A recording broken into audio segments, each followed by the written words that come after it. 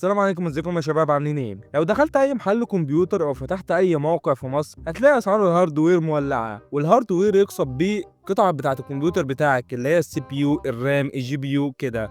واتحدى اي حد ان هو دخل مثلا على مواقع بره مصر، مواقع بتبيع الحاجات دي بره مصر، وجي يشوفها في مصر هيلاقي الاسعار هنا ضعف اذا كانت لم تكن 3 اضعاف من بره. طب ليه الموضوع ده؟ ليه كل قطعه بقت اغلى من ثمنها الحقيقي؟ تعالوا بقى في الفيديو ده نفهم بالتفصيل ليه كل قطعه بقت اغلى من التانية. بس قبل ما يبدا الفيديو يا ريت تدعمنا بلايك وشير وسبسكرايب، ويلا نبدا. اول واكبر سبب هو ان اغلب الهاردوير بيجي من بره مصر بالدولار، وانا بستغرب الصراحه احنا ليه لغايه النهارده نتعامل مع الهاردوير كخارجيا بالدولار. يعني النهارده الدولار معدي ال 50 او 51 جنيه على ما اظن، هبقى احط لكم الصوره. فالمهم، فلو انت مثلا جبت 100 قطعه من بره، ولنقل مثلا ان القطعه عامله $100، تمام، فانت هتدفع بالمصري على القطعه الواحده 5000 جنيه.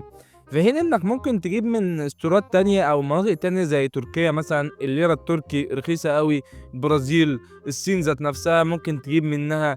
انت متخيل ان انا بقولك سعر القطعة الواحدة 5000 جنيه؟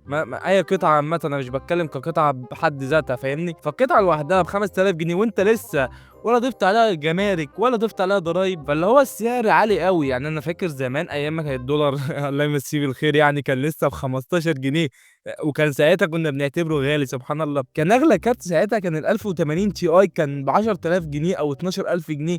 لا، وال 1080 تي اي كان ايه؟ كان لا عنتيل. انت متخيل كارت بيشغل لك 4K في 2017 على ما اظن، 2018، مش فاكر الصراحه فتره. فالمهم احنا كنا ساعتها مستغلين الكارت ده. دلوقتي في كروت معديه ال 150000 جنيه، فانت كميه التضخم اللي حصلت يعني فظيعه قوي. وانا مستغرب ليه، يعني ليه التجار او اللي بيتاجروا في الحاجات دي عامه مش بيجيبوا ليه من حتت تانية. يعني لو مثلا انت بتتعامل بالدولار الامريكي، تمام، هي مش فرض عليك انك تتعامل بالدولار، ممكن تتعامل بالروبل، ممكن تتعامل باي عمله تانية. انت ممكن تروح للصين ذات نفسها وتتعامل معاها بالعمله بتاعتها، فاهمني؟ بس الدولار هو اللي عائق كبير جدا بالنسبه لمصر عامه. انا بتكلم يعني في المنطقه الاقتصاديه بتاعت مصر، يعني ما دخلتش في العالم العربي عامه، يعني المغرب والجزائر وكده. صراحه ما اعرفش الاسعار فيها عندكم عامله ازاي، فيا ريت تقول لي في الكومنتات لو الاسعار عندكم غاليه برضو ولا لا. نخش في تاني حاجه معانا، وهي الجمارك والضرايب. في جمارك وضرايب بتوصل ل 20 و30% على بعض القطع زي كروت الشاشه والمعالجات. انت متخيل انك بتدفع ازيد من ربع ثمن المعالج زياده على سعره، يعني بسبب ان في جمارك وضرايب 20 او 30%؟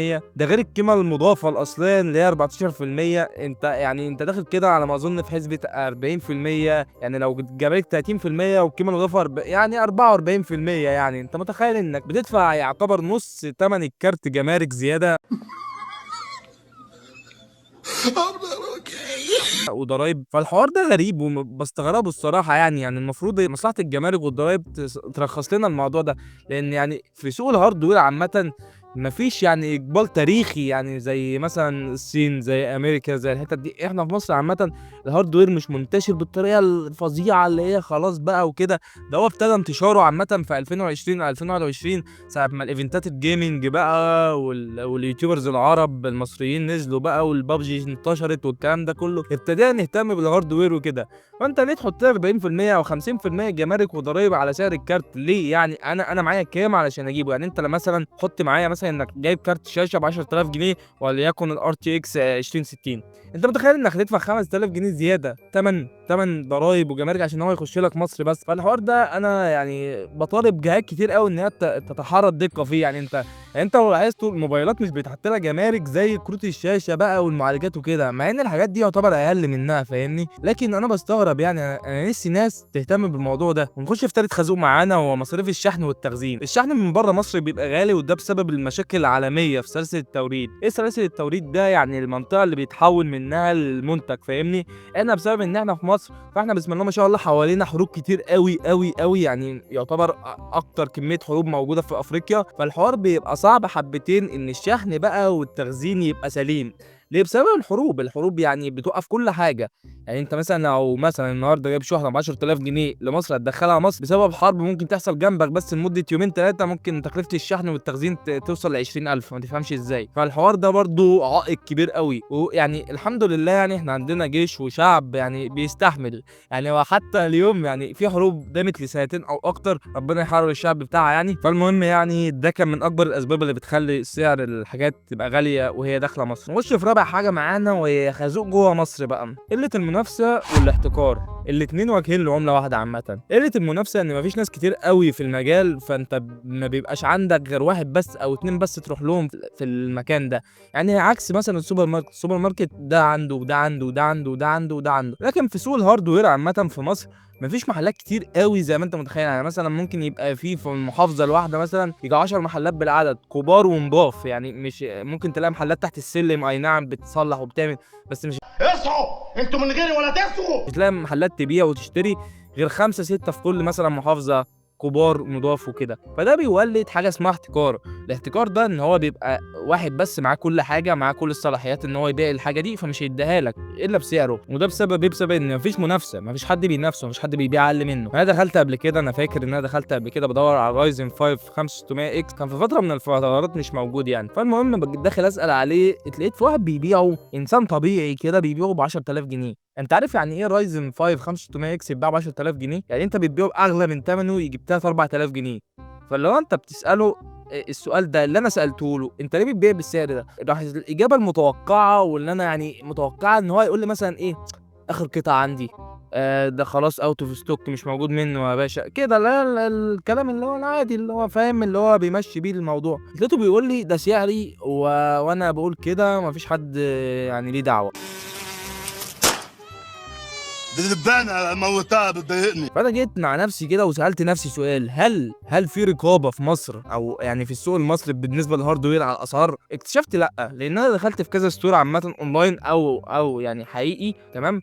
دخلت في كذا ستور كل واحد يقول لي سعر. يعني مثلا هتلاقي واحد مثلا مغلي سعر الحاجه 2000 جنيه، هتلاقي واحد بيبيع بسعرها عادي، هتلاقي واحد مقلل في سعرها 500 جنيه. ما تفهمش ازاي يقول لك اوفر تمام، مع ان يعني هو مش خسران بس هو ده اوفر، فاهم اللي هو عشان جايبها بأقل من التاني. فانا اكتشفت حاجه يعني لما دورت شويه، لقيت ان في بس موزعين معتمدين يجي 3 4 كده هم اللي بيوزعوا السوق المصري كله تمام. يعني ده الاحتكار عامه برضه، ودوت ما لهمش منافسين. عشان كده انت ممكن تلاقي في بعض الاستورات حاجات اغلى من الاستورات التانيه، وانت ما تفهمش ازاي ان دي اغلى من دي، مع ان نفس الكارت نفس النوع نفس العمايل بس ده اغلى من ده. فده بيعتمد على المورد اللي هو بيورد له، ومفيش غير 4 5 على ما اظن هم اللي بيوردوا للسوق المصري كله بالنسبه للهاردوير. فانا نفسي ومنى عيني يعني الموضوع ده يتفك والاحتكار ده يتفك خالص، ويبقى فيه سوق منافسه يعني عالمي، يعني ازيد من 100 200 واحد يخش في الموضوع. احنا مش خسرانين كناس مستخدمه، احنا هنكسب قوي بسبب ان هيبقى فيه منافسه.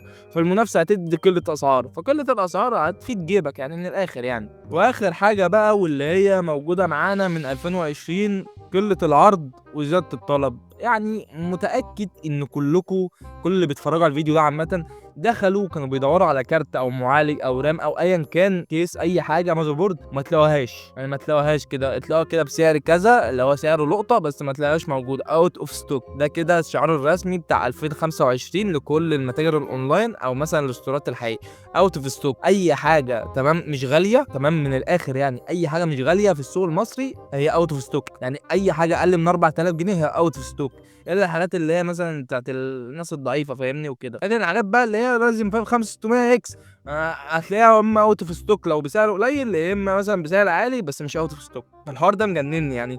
انتوا ليه يعني بما ان في كده دراسه وسوق وعامل ومساوي وكده، ليه ما تعملوش دراسه للناس اللي محتاجه كذا كذا كذا وتكتبوه مثلا وتجيبوا الحاجه دي بغزاره فاهمني؟ يعني ليه ما تعملش كده؟ فيعني السؤال ده هيفضل ملازمنا لغايه تمام ما ان شاء الله ربنا يكرمنا كده والقناه تكبر كده باذن الله، يبقى معانا فلوس باذن الله، ابقى موارد برضه بس مش هحتكر باذن الله. هذا كنت ما تكتب. وانا اي نعم هكسب منكم بس مش هحتكر يعني عشان انتوا حبايبي وكده. فالمهم دي كانت نهايه الفيديو بتاعنا، يا ريت يعجبكم. ما تنسوش تدعمونا بلايك شير وسبسكرايب ويلا بيس. قبل ما انسى صحيح يا جماعه، الافكار ابتدت تروح من عندي. لو انت كملت يعني لاخر ثانيه يعني الافكار ابتدت تروح من عندي، فيا ريت اي حد عنده افكار تمام اديني كده في الكومنت فكره كده اتكلم عنها وكده، لان انا دماغي مش كمبيوتر للاسف.